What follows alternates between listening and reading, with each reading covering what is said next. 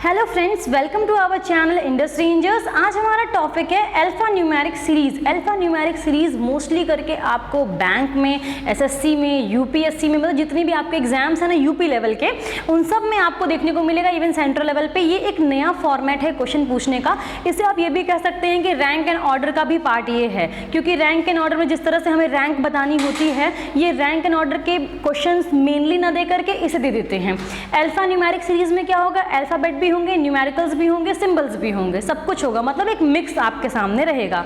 जैसे कि ये सामने आपके एक मिक्स दिख रहा होगा, ये एक अल्फा न्यूमेरिक सीरीज है जो कि ई से स्टार्ट होकर के क्यू पे एंड करती है। एक लंबी सी सीरीज लिखी हुई है, बट इसे हम ऐसे ही देखेंगे जैसे कि ये लेफ्ट साइड है और ये राइट साइड है। अगर हमसे कोई बोलेगा राइट एंड, तो ये हमारा है, ये क्या है, मेरा लेफ्ट एंड है। यहाँ पे हम लिख भी देते हैं कि ये हमारा है राइट एंड। अगर हमें जब भी हमें इंडिकेट करना होगा, ये राइट एंड होगा और ये हमारा क्या होगा, लेफ्ट एंड होगा। ठीक है, तो इन दोनों को हम लोग दिमाग में अपने फोकस रखेंगे कि राइट एंड कौन है, लेफ्ट एंड कौन है। एक चीज़ और ज़रा समझिएगा, पूरे रो में जैसा हम लोगों ने रैंक एंड ऑर्डर में पढ़ा था कि अगर इस तरीके से लोग बैठे हुए हैं तो जो भी पर्सन यहाँ बैठा, सपोज करिए क्यू यहाँ पे बैठा है, ठीक है, तो ये अपना फेस जब भी रखेगा ना फ्रंट पे, मतलब नॉर्थ की तरफ ही फेस रखेगा। और इसका ये वाला साइड क्यों किसको इंडिकेट करता है, राइट, और ये वाला साइड किसे इंडिकेट करता है, लेफ्ट को। जब तक ये चीज़ मेंशन ना हो कि कोई साउथ फेस किया है या कुछ भी, हम हमेशा यही मान के चलते हैं कि सबने कैसे फेस किया हुआ है, नॉर्थ की तरफ फेस किया हुआ है। इस चीज़ को हम हमेशा मान के चलेंगे। ठीक, चलिए, इसमें क्वेश्चन जो पूछता है बस उसकी आपको ज़बान को पकड़ना है, क्योंकि सिर्फ और सिर्फ अपनी बातों में आपको घुमा देगा। जैसे यहाँ पे लिखा है, which of the following is fifth left of seventh right element of the above series. ठीक है, यहाँ पे क्या लिखा है, which of the following is fifth left of seventh right element of the above series. यहाँ पे एक टर्म मिसिंग है, इतने पर भी हम कर सकते हैं, ऐसा नहीं है कि इतने पर नहीं कर सकते, बिकॉज बाद में क्या आया है, सेवेंथ राइट, बाद में क्या है, सेवेंथ राइट। अब ये मानी हुई बात है, यहाँ पर कुछ लिखा तो है नहीं। अगर यहाँ लिखा होता सेवेंथ राइट एलिमेंट ऑफ 1 लिखा रहता तो मुझे समझ में आता, या फिर लिखा रहता seventh right element of S, तो मुझे समझ में आता कि ये किसके बिहाफ पे बोल रहा है। अगर इतना भी लिखा है तो ये कंफर्म है कि ये इस यही की बात कर रहा है। थोड़ा और क्लैरिफाई करने के लिए यहाँ पर हम एक चीज़ और मेंशन कर सकते हैं, वो है एंड, ताकि मुझे एक चीज़ और समझ में आ जाए कि कहाँ से काउंट करने को बोल रहा है। ये टर्म नहीं लिखा है, फिर भी हम समझ जाएंगे कि ये इसी राइट की बात कर रहा है और किसी राइट की बात नहीं कर रहा है। ठीक है जी, तो इसमें क्या बोल दिया, fifth left of seventh right element. तो एक तरीका क्या है ना कि हम इसको जरा सा काउंट करना स्टार्ट करें। ठीक है, हमने काउंट किया 1 2 3 4 5 6 7, हमें मिला कि 7 जे है, यहाँ मार्क कर लेते हैं इसके। अब सेवेंथ यहाँ पर है ये जे, तो जाहिर सी बात है ये इसका क्या है, राइट हैंड साइड, ये इसका है लेफ्ट हैंड साइड। हमें फिफ्थ एलिमेंट पे आना, तो हम क्या बोले, 1 2 3 4 5। अच्छा जी, मेरा आंसर हो गया एस। लेकिन अगर आप एग्ज़ाम में इस प्रोसेस से जाएंगे तो आपका हो जाएगा बहुत बड़ा वाला नुकसान, क्योंकि हमें टाइम कम मिलता है। दूसरी चीज़, जो आपका कंप्यूटर बेस्ड एग्ज़ाम है, जब आप ऐसे उंगली रखेंगे तो आपकी इस उंगली के नीचे कम से कम 3 आपको एलिमेंट्स आ जाएंगे। आप कंफ्यूज हो जाएंगे कि कौन सा वाला हमने चूज़ किया था। जैसे जनरली ऐसा होता है, कुछ इस तरह से लिखा रहेगा। अब आपने तो रख दिया अपना फिंगर और ये 3 के 3 7 आपके हाथ के नीचे आ रहे हैं। अब आप कंफ्यूज हो कि कौन सा 7 को हमने रखा था, पता नहीं। तो हमें क्या करना है, जब भी यहाँ पे लेफ्ट राइट लिखा रहे ना, अलग है ना दोनों, ठीक है, तो हम ऐसे में क्या करेंगे, दोनों ही न्यूमेरिकल वैल्यू को यहाँ पे कॉमा लगा दें। लेफ्ट एंड राइट लिखा है तो हम क्या करेंगे, दोनों न्यूमेरिकल को ऐड कर देंगे। जैसे कि यहाँ पे लिखा है ना फिफ्थ एलिमेंट और यहाँ लिखा है ना सेवेंथ राइट एलिमेंट, इन दोनों को हमने क्या करना है, ऐड कर दिए। मेरे पास आ गया 12। अब हमें क्या करना है सॉरी, अब हमें क्या करना है, राइट एंड है ना, तो हम काउंट कहाँ से करेंगे, राइट एंड से करेंगे। अगर यहाँ पे एंड नहीं भी लिखा रहता तो बाद में क्या आया है, राइट आया है ना, तो हम राइट से काउंट करना शुरू करेंगे। अब देखिएगा किस तरह से फटाफट हमारा काम होता है। 1 2 3 4 5 6 7 8 9 10 11 12। अगेन मेरा आंसर क्या आ गया, एस। तो अभी क्या होगा, हमारा टाइम भी बचेगा, 2 बार हमें पढ़ना नहीं होगा और हमारा काम क्या होगा, क्विक होगा। सपोज करिए यहाँ पर अगर यहाँ राइट लिखा रहता, मान लीजिए अगर इस जगह पर हम लिख देते राइट, ठीक, और इस जगह पे हम लिख देते लेफ्ट, तो भी हमारा कॉन्सेप्ट क्या होता, सेम होता, बट हम काउंट कहाँ से करते, इस साइड से करते। इस बार मेरा आंसर हो जाता 1 2 3 4 5 6 7 8 9 10 11 12, इस बार मेरा आंसर हो जाता ए, मतलब इस केस के लिए आंसर हो जाता ए। और अगर यहाँ राइट, इधर लेफ्ट है, यहाँ राइट है, तो मेरा आंसर हो जाता एस। मतलब राइट और लेफ्ट में कोई भी पहले दिया हो, हमारा काम क्या है, ऐड करना। बस हमें ध्यान ये देना है कि बाद में क्या लिखा है या फिर एंड किसके लिए लिखा है, ताकि वहाँ से हम क्या करेंगे, काउंट करेंगे। एक चीज़ तो ये हो गया। दूसरा दिमाग में क्या आ रहा होगा आपके कि अगर लेफ्ट लेफ्ट लिखा है तब क्या करेंगे, अगर आपका लेफ्ट लेफ्ट लिखा है तब क्या करेंगे, राइट राइट लिखा है तब क्या करेंगे। ये दो चीज़ हमारे दिमाग में अब आती है, ठीक है। तो जाहिर सी बात है, अगर ऊपर ऐड किया है तो इस बार ही हम क्या कर देंगे, सबट्रैक्ट कर देंगे, ठीक। जैसे कि अगर यही क्वेश्चन है आपके सामने, और अभी यहाँ पे हम ऑप्शंस को हटा देते हैं ताकि थोड़ा चीज़ें क्लियर होती रहे। यहाँ मान लीजिए अगेन यहाँ पर लिखा है लेफ्ट, ठीक। जब लेफ्ट लेफ्ट लिखा है तो एंड नहीं भी लिखा रहेगा तो भी कोई प्रॉब्लम नहीं है, क्योंकि जब राइट का जिक्र ही नहीं हुआ है तो हमें कन्फ्यूज़न भी नहीं होगी कि हमने काउंट कहाँ से करना है। अंडरस्टूड है पहले से ही कि हमें काउंट कहाँ से करना है, लेफ्ट से ही काउंट करना है। तो ऐसे केस में हम क्या करेंगे, सबट्रैक्ट कर देंगे। 7 में से 5 गया, 2 बचा, मेरा आंसर हो गया ये एंड वाला सिंबल, ठीक है। अच्छा, इसको अगर आपको देखना भी है कि हाँ हम सही बता रहे हैं कि नहीं, आप यहाँ पे देख भी सकते। देखिए 1 2 3 4 5 6 7, हमारा 4th एलिमेंट क्या है, 4 मेरा क्या है, 7th एलिमेंट है। अब इसका लेफ्ट किधर है, इस साइड है। जरा जरा 5th पे आते हैं, 1 2 3 4 5, आंसर आ गया एंड, ठीक है।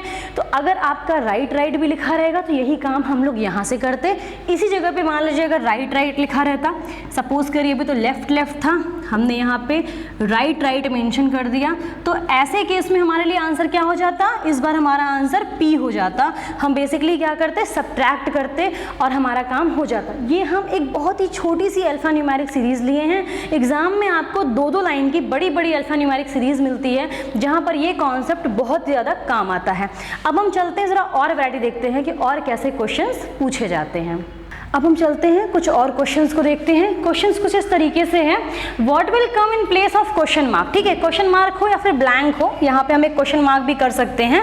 यहाँ पे क्या है ना, हमें पूछ रहा है कि इसके आगे क्या आएगा, तो हमें क्या करना है, पहले का जो दिया हुआ है ना, जो भी यहाँ पे पहले हमें सिम्बल्स दिए हुए हैं, इससे हमें रिलेट करना है कि इसके आगे क्या आने वाला है। सबसे पहले हम चलते हैं, जरा फर्स्ट को देखते हैं। एक चीज़ और, ये इंपॉर्टेंट नहीं है कि जो रूल यहाँ लगा हो वही हर जगह लगेगा। एक हम कॉन्सेप्ट आपको सिखा रहे हैं, अलग अलग तरीके से ये दिया रहता है, ठीक है। अच्छा, हम नोटिस क्या करते हैं, पहला मेरे सामने जी लिखा है, ठीक है। जी के बाद क्या लिखा है, एंड लिखा है, तो एंड पहले आ गया। सपोज करिए डॉलर बना रहता तो हम वैसे डॉलर को यहाँ पे लिए होते, लेकिन ये एंड बना हुआ तो हम एंड को ले रहे हैं, मतलब जी से एक कदम पीछे वाला एलिमेंट है। उसके बाद आया है यू, मतलब जी से 2 कदम आगे वाला एलिमेंट है। एक हमें पैटर्न समझ में आया कि ये जो हमारा फर्स्ट ब्लॉक है, इसमें हो क्या रहा है, जो मेरा फर्स्ट वाला एलिमेंट जी है, तो सेकंड वाला क्या है, उसके जस्ट पीछे वाला, और यू क्या है, उसके जस्ट 2 कदम आगे वाला, ठीक। इतनी बातें समझ में आई। अब हम आगे बढ़ते हैं। फिर मेरे पास एन आया, एन से 1 कदम पहले 4 है, फिर एन से 2 कदम आगे एच को लिया गया, ठीक है। पैटर्न मतलब मेरा सही चल रहा है। आगे आते हैं, यहाँ पर भी एट द रेट है, उससे 1 कदम पहले ए और फिर 2 कदम आगे एंड, मतलब मेरा पैटर्न तो सही है। बट अगर मेरे पास यहाँ पे आगे हमारे सामने कुछ तो दिया नहीं है, तो अब हम क्या करेंगे, एक चीज़ और नोटिस कर लेते हैं कि इनके और इनके बीच में क्या रिलेशन है, कितने कितने का गैप है जो आगे बढ़ रहा है। तो यू से 2 कदम आगे, सॉरी, अगर यू से हम 3rd स्टेप जो हमारा है वो कौन है, एन, तो मतलब यू के बाद जब हम 3rd नंबर वाला जो एलिमेंट आता है उसको यहाँ पे लिखा गया है, ठीक। In the same way H है, एच से भी 3rd नंबर वाला जो एलिमेंट है वो यहाँ लिखा गया है एट द रेट, ठीक है। तो हम आगे आते हैं। ये जो मेरा डॉलर वाला सिंबल है, या एंड बोलिए, डॉलर बोलिए, ये सिंबल है, जो आपको अच्छा लगे वो बोलिए, कटा हुआ एस भी बोल सकते हैं, आपकी मर्जी। तो यहाँ के बाद क्या है, 2 एलिमेंट को छोड़ के जब तीसरे पर हम आएंगे तो एफ, और पहले के लॉजिक के हिसाब से F से एक कदम पहले वाला मतलब बीटा हो गया और F से 2 स्टेप आगे वाला मतलब J हो गया। ये हमारा आंसर है। इसको आप एक और तरीके से कर सकते हैं। अगर हम पैटर्न समझ गए हैं तो अगर आपके पास नीचे ऑप्शंस दिए हैं तो आप एलिमिनेट कर सकते हैं। रीजनिंग में आपको एलिमिनेट करने वाला ऑप्शन सबसे बेस्ट तरीका होता है क्वेश्चन को सॉल्व करने का। जब हम लोग नॉन वर्बल करते हैं तो उसका बेसिक फंडा होता है एलिमिनेट करना, उसमें हमें एलिमिनेशन बहुत हेल्प करता है। ठीक, आगे आते हैं। अब लिखा हुआ है नीचे वाले क्वेश्चन के वर्डिंग को समझना बहुत इंपॉर्टेंट है। इसको हमने आधा ही लिखा है ताकि आप वर्डिंग को समझ सकें, फिर उसमें थोड़ा सा हम लोग जो है ना कुछ चेंजेस करेंगे। ठीक है, देखिए लिखा है how many vowels are above immediately preceded and followed by a symbol. इसमें क्या लिखा है कि ऊपर जो सीरीज है ना उसमें कितने ऐसे वॉवल हैं जो कि ऐसा हुआ है कि they are preceded and followed by a symbol. अब जरा सा एक चीज़ समझिएगा, जो मेरा जो सीरीज दिया है ना ये रैंक एंड ऑर्डर के फॉर्म में दिया गया है। ठीक है, मतलब कि जैसे अगर हमें अपना नाम ही लिखना है या कोई वर्ड ही लिखना है, जैसे वॉवल से लिखना था तो हम कैसे स्टार्ट कर रहे हैं, हम ऐसे स्टार्ट कर रहे हैं, मतलब कि हमने लेफ्ट टू राइट लिखना स्टार्ट किया। हम जब नंबरिंग लिखते हैं तो हम कैसे लिखते हैं 1 2 3 4 5 ऐसे लिखते हैं। अच्छा, आपने मैथ्स में प्रेडिसेसर एंड सक्सेसर पढ़ा था। सक्सेसर कौन होता है, बाद वाला। प्रेडिसेसर कौन होता है, उसके पहले वाला। मतलब कि अगर इसी में हम पूछें कि 4 का प्रेडिसेसर कौन है तो आप बोलोगे 3, और बोलूँ मैं सक्सेसर कौन है तो आप बोलोगे 5। बस इसी कॉन्सेप्ट को हमने यहाँ लगाना होता है। ठीक है, मतलब कि यहाँ पर तो खैर उसने साफ बोल दिया कि आगे और पीछे दोनों सिंबल रहे तो मेरा क्वेश्चन आसान हो गया। बट अगर यही चेंज कर देता, पहले हम लोग आसान समझते हैं फिर चेंज पे जाएंगे। अच्छा, यहाँ बोला हाउ मेनी वॉवल्स, तो वॉवल्स हमारे कितने होते हैं, वॉवल्स हमारे 5 होते हैं, ए ई आई ओ यू। तो मेरे वॉवल्स यही होते हैं। जरा सा हम देखते हैं, इसे पहले तो मुझे ई मिला लेकिन इसके बाद एक ही सिंबल है, इसके पहले नहीं है तो हम इसे नहीं लेंगे। फिर हम आगे बढ़ते हैं, मुझे यू मिला, यू से पहले सिंबल है लेकिन बाद में नहीं है। फिर हम आगे बढ़ते जाते हैं, मुझे मिला ए, हाँ ए के पास दोनों मिल गया। ठीक, पहले भी सिंबल है बाद में भी सिंबल है, तो हमारी काउंटिंग 1 हो गई। अब हम और आगे बढ़ते हैं और आगे देखिए यहाँ मुझे क्या मिला वी, लेकिन वी वॉवेल नहीं है, कॉन्सोनेंट है, इसलिए हम लोग नहीं ले सकते हैं। फिर हम आगे बढ़ते हैं आगे बढ़ते हैं आगे बढ़ते हैं, मुझे मिला ओ, ओ के आगे क्या है थीटा और पहले क्या है कॉपीराइट। तो हमने यहाँ पे मतलब सर्कल में सी, तो यहाँ पे हमने क्या मिल गया दूसरा। तो मेरा आंसर क्या हो जाएगा 2, कि ऊपर एबो सीरीज में 2 ऐसे पेयर हैं जहाँ पर ऐसे 2 वॉवेल्स हैं जिनके पहले और बाद में क्या है एक एक सिंबल है। ओके, अब इसी में क्या है, मान लीजिए हमने चेंज कर दिया होता, हमने लिख देता प्रेसीडेड बाय सिंबल। ओके, हाँ हम कर देते preceded by symbol and followed by a number. ठीक है, फॉलोड बाय अ नंबर, हम ऐसा लिख देते। अभी क्या है क्वेश्चन में चेंज कर दिया, preceded by a symbol and followed by a number. इसमें क्या है 2 काम हो गया। तो पहले अपने दिमाग में आप कॉन्सेप्ट बनाइए कि हमें कैसा पेयर खोजना है, ये सबसे इंपॉर्टेंट है। जरा इस चीज़ को हम यहाँ रब करते हैं। अब देखिएगा क्वेश्चन के अकॉर्डिंग पहले हम ये बना लें मुझे पेयर कैसा खोजना है। हमें खोजना है एक वॉवेल जिसके आगे क्या रहे सिंबल और जिसके पीछे क्या रहे नंबर। प्रेसीडेड बाय का मतलब होता है उसके जस्ट पहले वाला। जनरली अगर हम इसमें बोल दें कि F के बाद कौन है तो आप क्या कह दोगे 1, है ना। बाद वाला क्या होता है जो आपको फॉलो करेगा। फॉलोअर्स हमेशा क्या होते हैं आपके पीछे होते हैं, आगे नहीं होते हैं। तो अगर हम ये बोलें कि F को कौन फॉलो कर रहा है तो आप बोलोगे 1 फॉलो कर रहा है, J फॉलो कर रहा है, बट F से पहले कौन है तो ये बीटा है। अब सपोज करिए अगर क्लास में मुझे बैठाना है रैंकिंग के अकॉर्डिंग तो रैंक 1 वाला कहाँ बैठेगा, यहाँ बैठेगा, और जो लास्ट वाला है वो कहाँ बैठेगा, वो यहाँ बैठेगा। बात समझ में आई। तो ये सब क्या कर रहे हैं, रैंक 1 को फॉलो कर रहे हैं। ठीक है, तो हमारे सामने कॉन्सेप्ट ये बनता है कि मुझे इस तरह की कोई सेटिंग ऊपर खोजनी है। तो हमारे सामने पहले तो आया ई, वॉवेल तो मिल गया, बाद में नंबर ही नहीं है, हटे, हमारी कहानी खत्म हो गई। आगे बढ़ते हमें यहाँ पे यू मिला, यू के साथ क्या है, यू हमारा वॉवेल है, उसके जस्ट आगे सिंबल है और जस्ट पीछे क्या है एक न्यूमेरिकल वैल्यू है। आगे हम ऐसे खोजते जा रहे हैं और हमें कोई पेयर इस तरीके का नहीं दिख रहा है। तो हमने क्या कहा कि जी एक पेयर है। कभी कभी ऐसा भी होता है कि एक भी नहीं मिलता है तो आंसर अल्टीमेटली हमारा जीरो हो जाता है। ऐसे क्वेश्चन में आप नन ऑफ दीज जरूर लगाएंगे, कांट बी डिटरमाइन मत लगा दीजिएगा, क्योंकि ऐसा नहीं है कि आप पता ही नहीं कर सकते, ठीक है, ऑप्शन नहीं है, ऐसा भले हो सकता है।